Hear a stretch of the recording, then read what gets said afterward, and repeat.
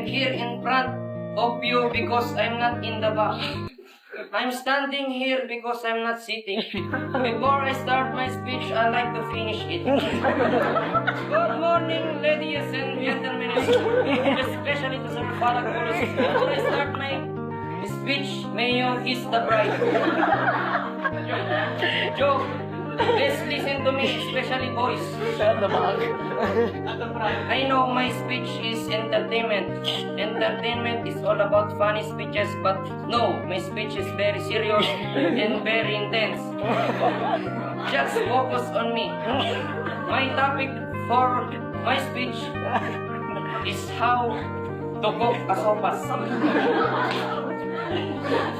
Sopas is the fastest food.